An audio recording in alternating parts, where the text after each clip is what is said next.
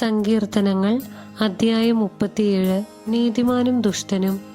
ദുഷ്ടരെ കണ്ടു നീ അസ്വസ്ഥനാകേണ്ട, ദുഷ്കർമ്മികളോട് അസൂയപ്പെടുകയും വേണ്ട. അവർ പുല്ലുപോലെ പെട്ടെന്നുണങ്ങിപ്പോകും, സസ്യം പോലെ വാടുകയും ചെയ്യും. ദൈവത്തിൽ വിശ്വാസമർപ്പിച്ച് നന്മ ചെയ്യുക, അപ്പോൾ ഭൂമിയിൽ സുരക്ഷിതനായി വസിക്കാം. കർത്താവിൽ ആനന്ദിക്കുക, അവിടുന്ന് നിന്റെ ആഗ്രഹങ്ങൾ സാധിച്ചു തരും. നിന്റെ ജീവിതം കർത്താവിന് ഭരമേൽപ്പിക്കുക.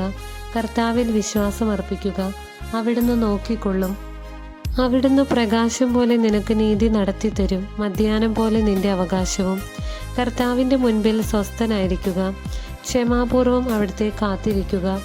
ദുഷ്ടമാർഗം അവലംബിച്ച് അഭിവൃദ്ധിപ്പെടുന്നവനെ കണ്ട് അസ്വസ്ഥനാകേണ്ട. കോപത്തിൽ നിന്ന് അകന്നു നിൽക്കുക, ക്രോധം വെടിയുക, പരിഭ്രമിക്കാതിരിക്കുക. അത് തിന്മയിലേക്ക് മാത്രമേ നയിക്കൂ. ദുഷ്ടർ വിച്ഛേദിക്കപ്പെടും, കർത്താവിനെ കാത്തിരിക്കുന്നവർ ഭൂമി കൈവശമാക്കും. അല്പസമയം കഴിഞ്ഞാൽ ദുഷ്ടൻ ഇല്ലാതാകും, അവൻ്റെ സ്ഥലത്ത് എത്ര അന്വേഷിച്ചാലും അവനെ കാണുകയില്ല. എന്നാൽ ശാന്തശീലർ ഭൂമി കൈവശമാക്കും, ഐശ്വര്യ തികവിൽ അവർ ആനന്ദിക്കും. ദുഷ്ടൻ നീതിമാനെതിരായി ഗൂഢാലോചന നടത്തുകയും അവൻ്റെ നേരെ പല്ലിറുമുകയും ചെയ്യുന്നു. എന്നാൽ കർത്താവ് ദുഷ്ടനെ പരിഹസിച്ചു ചിരിക്കുന്നു, അവൻ്റെ ദിവസം അടുത്തെന്ന് അവിടുന്ന് അറിയുന്നു. ദുഷ്ടർ വാളൂരുകയും വില്ലുകുലയ്ക്കുകയും ചെയ്യുന്നു, ദരിദ്രരെ നിലം പതിപ്പിക്കാനും പരമാർത്ഥ ഹൃദയരെ വധിക്കാനും തന്നെ. അവരുടെ വാൾ അവരുടെ തന്നെ ഹൃദയം ഭേദിക്കും, അവരുടെ വില്ലുകൾ ഒടിഞ്ഞു പോകും. അനേകം ദുഷ്ടരുടെ സമൃദ്ധിയേക്കാൾ നീതിമാന്റെ അല്പമാണ് മെച്ചം. ദുഷ്ടന്റെ ഭുജം തകർക്കപ്പെടും, നീതിമാനെ കർത്താവ് താങ്ങും. കർത്താവ് നിഷ്കളങ്കരുടെ ദിനങ്ങൾ അറിയുന്നു, അവരുടെ അവകാശം ശാശ്വതമായിരിക്കും. അവർ അനർത്ഥകാലത്ത് ലജ്ജിതരാവുകയില്ല, ക്ഷാമകാലത്ത് അവർക്ക് സമൃദ്ധിയുണ്ടാകും. ദുഷ്ടർ നശിക്കുന്നു, കർത്താവിൻ്റെ ശത്രുക്കൾ പുൽമേടുകളുടെ തഴപ്പ് പോലെയാണ്. അവർ മറഞ്ഞു പോകും, പുക പോലെ മാഞ്ഞു പോകും. ദുഷ്ടർ വായ്പ വാങ്ങിക്കും, തിരിച്ചു കൊടുക്കാൻ അവർക്ക് കഴിയുകയില്ല.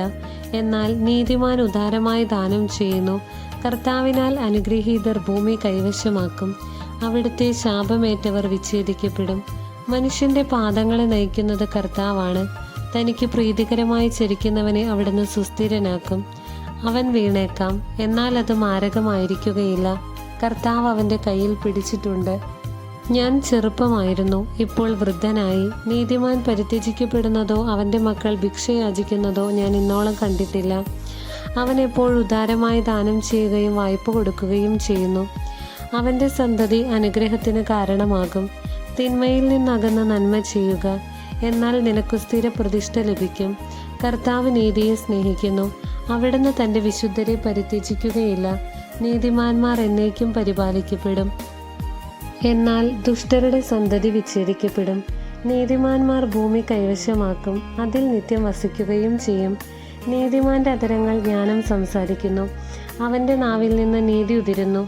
ദൈവത്തിൻ്റെ നിയമം അവൻ്റെ ഹൃദയത്തിൽ കുടികൊള്ളുന്നു, അവൻ്റെ കാലടികൾ വഴുതുന്നില്ല. ദുഷ്ടൻ നീതിമാനെ നിരീക്ഷിച്ചു കൊണ്ടിരിക്കുന്നു, അവനെ വധിക്കാൻ തക്കം നോക്കുന്നു. കർത്താവ് അവനെ ദുഷ്ടന് വിട്ടുകൊടുക്കുകയില്ല, ന്യായവിസ്താരത്തിൽ കുറ്റം വിധിക്കപ്പെടാൻ സമ്മതിക്കുകയുമില്ല. കർത്താവിനെ കാത്തിരിക്കുക, അവിടുത്തെ മാർഗത്തിൽ ചരിക്കുക. ഭൂമി അവകാശമായി തന്ന് അവിടുന്ന് നിന്നെ ആദരിക്കും. ദുഷ്ടരുടെ നാശം നീ കാണും. ദുഷ്ടൻ പ്രബലനാകുന്നതും ലെബനോനിലെ ദേവദാരു പോലെ ഉയർന്നു നിൽക്കുന്നതും ഞാൻ കണ്ടിട്ടുണ്ട്. പിന്നീട് ഞാൻ അതിലെ കടന്നുപോയപ്പോൾ അവൻ അവിടെ ഉണ്ടായിരുന്നില്ല. അവനെ അന്വേഷിച്ചു, കണ്ടില്ല. നിഷ്കളങ്കനെ ശ്രദ്ധിക്കുക, സത്യസന്ധനെ സൂക്ഷിച്ചു നോക്കുക. എന്തെന്നാൽ സമാധാന കാംക്ഷയ്ക്ക് സന്തതി പരമ്പരയുണ്ടാകും. അതിക്രമികൾ ഒന്നാകെ നശിപ്പിക്കപ്പെടും, ദുഷ്ടർക്കു സന്തതി അറ്റുപോകും. നീതിമാന്മാരുടെ രക്ഷ കർത്താവിൽ നിന്നാണ്, കഷ്ടകാലത്ത് അവരുടെ അഭയകേന്ദ്രം അവിടുന്നാണ്. കർത്താവ് അവരെ സഹായിക്കുകയും വിമോചിപ്പിക്കുകയും ചെയ്യുന്നു. അവിടുന്ന് അവരെ ദുഷ്ടരിൽ നിന്ന് മോചിപ്പിക്കുകയും രക്ഷിക്കുകയും ചെയ്യും. കർത്താവിലാണ് അവർ അഭയം തേടിയത്. ദൈവമായ കർത്താവിന് സ്തുതി.